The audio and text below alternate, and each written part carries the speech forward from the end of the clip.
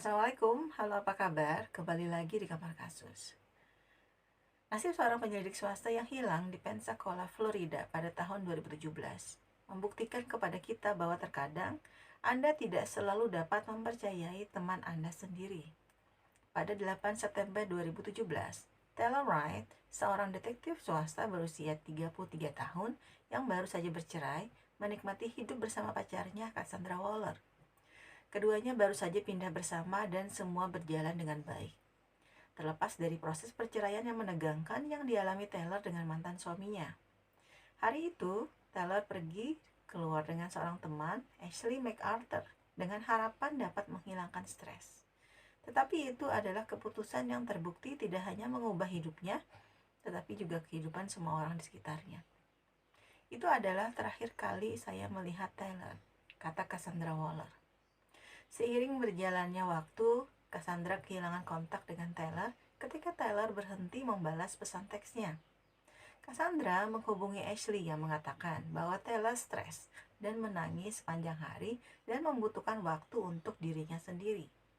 Segalanya menjadi lebih aneh ketika Taylor tampaknya membatalkan rencana makan malam bersama Cassandra, memberitahu Cassandra melalui SMS bahwa dia perlu beberapa hari untuk menjernihkan pikirannya.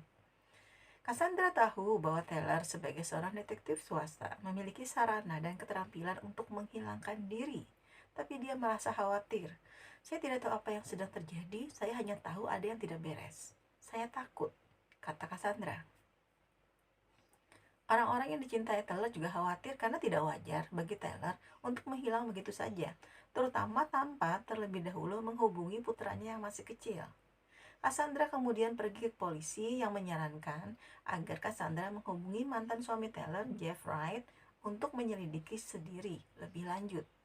Jeff memberitahu Cassandra bahwa putra mereka juga sudah mencoba menghubungi ibunya, tetapi tidak mendapat tanggapan apapun. Merasa terganggu, Cassandra terus mencari pacarnya dan mulai menelpon rumah sakit di daerah tersebut. Setelah seminggu berlalu tanpa tanda-tanda keberadaan Taylor, Cassandra mengajukan laporan orang hilang, dan pihak berwenang memulai penyelidikan. Mereka tidak membuang waktu untuk berbicara dengan Cassandra, dan ketika ceritanya diperiksa, mereka menghubungi Ashley, yang merupakan orang terakhir di antara teman-teman Taylor yang melihatnya sebelum dia menghilang. Berbicara dengan pihak berwenang, Ashley ingat bahwa Taylor masih tampak stres di akhir pertemuan mereka.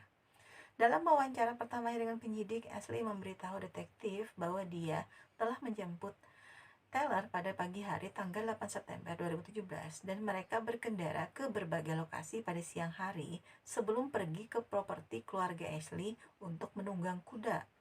Ashley kemudian mengklaim bahwa mereka kemudian melakukan perjalanan kembali ke kediamannya di mana Taylor pergi dengan Uber untuk pergi ke bar. Dalam interogasi polisi, Ashley terdengar meragukan.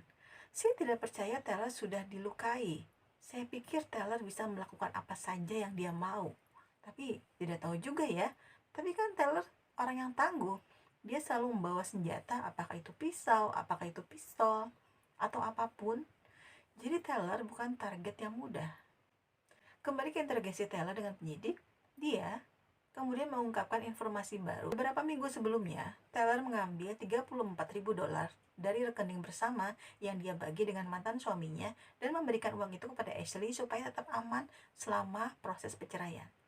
Dan dia juga mengatakan, pada hari pertemuan mereka, Taylor telah mengambil uang itu, memasukkannya ke dalam tas ransel, dan membawanya bersamanya. Pihak berwenang menghubungi mantan suami Taylor yang tinggal di North Carolina untuk mencoba memahami apa yang sedang terjadi. Jeff mengklaim bahwa dia belum mendengar kabar dari mantan istrinya sejak 9 September ketika dia mengirimi pesan teks. Namun pihak berwenang memusatkan perhatian pada fakta bahwa Jeff dan Taylor diduga berada di tengah pertarungan hak asuh yang sengit. Taylor 100% yakin bahwa dia tidak bisa memiliki hak asuh atas putranya, kata Cassandra pada Taylor, dan Taylor sangat terganggu dengan hal itu. Jeff, mantan suami Taylor yang bekerja di militer, sudah menikah lagi, memberitahu penyelidik bahwa dia berada di luar kota ketika mantan istrinya menghilang, dan alibinya kuat. Penyelidik kemudian menuju tempat Ashley, tempat terakhir yang diketahui dikunjungi Taylor sebelum menghilang. Suami Ashley, Jack MacArthur, mengatakan dia tidak tahu kemana Taylor pergi, dan pencarian awal rumah Ashley tidak menghasilkan apa-apa. Ashley segera menceritakan hal lain kepada penyelidik, mengklaim bahwa Taylor berselingkuh dari Cassandra dengan perempuan lain, dan bahwa perselingkuhan itu sudah menjadi hal yang membuat ribut antara Taylor dengan Cassandra. Itu membuat penyelidik kemudian menggeledah kediaman Cassandra untuk mencari tanda-tanda kecurangan. Mereka menemukan ID Taylor, paspor, uang, dan yang mengejutkan, pistol yang tidak memiliki peluru. Itu membangkitkan rasa kecurigaan, kata Chad Willite, seorang penyelidik di Pensacola.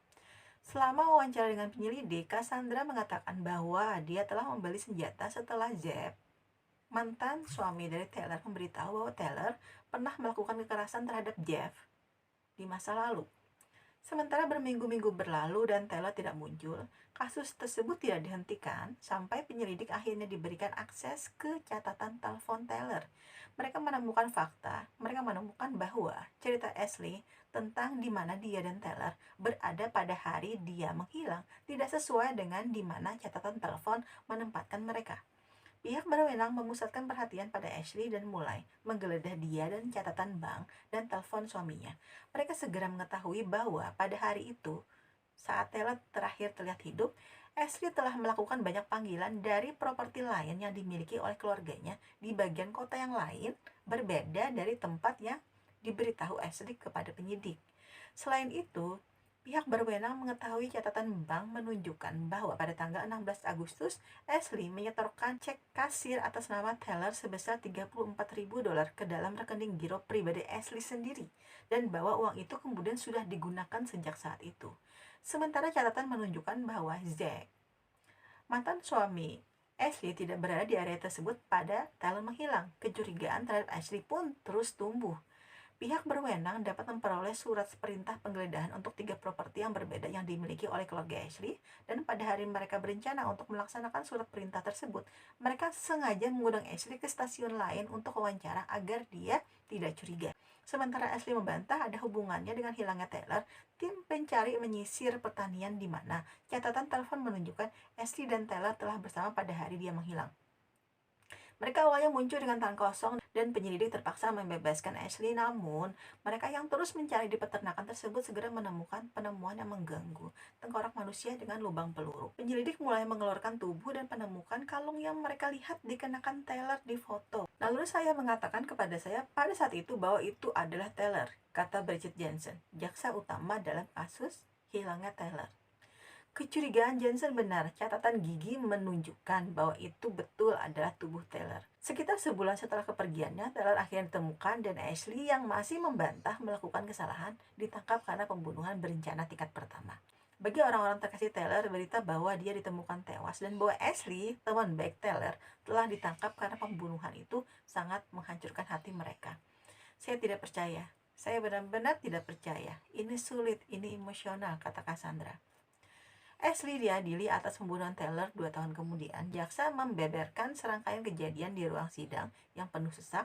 Pada 8 September 2017, Taylor memberitahu Ashley bahwa dia memerlukan uangnya kembali sebesar $34.000, tetapi saat itu Ashley sebenarnya sudah menggunakan uang untuk melunasi kartu kredit dan membeli sepeda motor untuk pacarnya.